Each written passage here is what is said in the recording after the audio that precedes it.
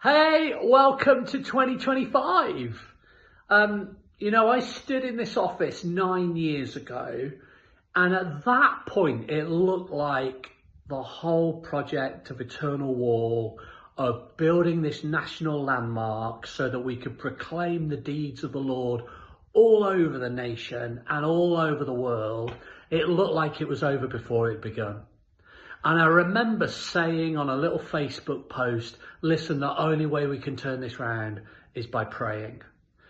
Well, here we are in 2025, and I can tell you we are really, really, really close to beginning building.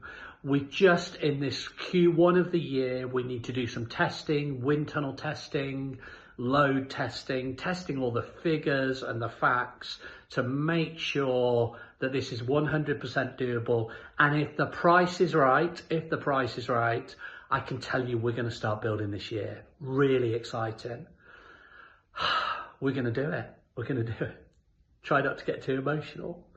And I just want to thank all those people. I know some of you have been with me on the journey for the whole of those 9 years. I know some of you have joined the journey recently, and I just want to thank you for all that you've done. Thank you for the people who've been praying so faithfully over the years. We've seen so many incredible breakthroughs.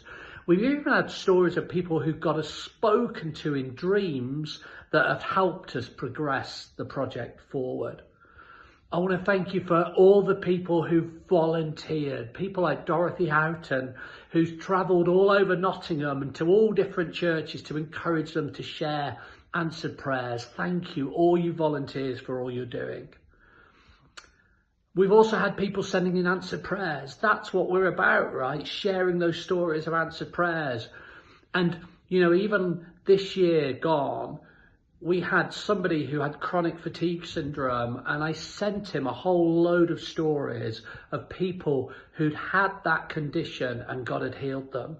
And at the end of this year, he emailed me to tell me that he'd hung on to those stories. He'd prayed through them on a daily basis.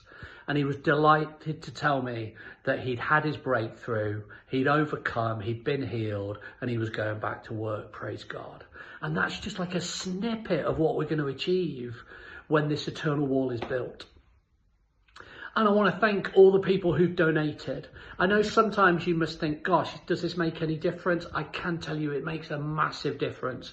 We celebrate every donation, and the amount of times through this 9-year journey that we have just had just the right amount of money come in just at the right time to help us to do what God has called us to do.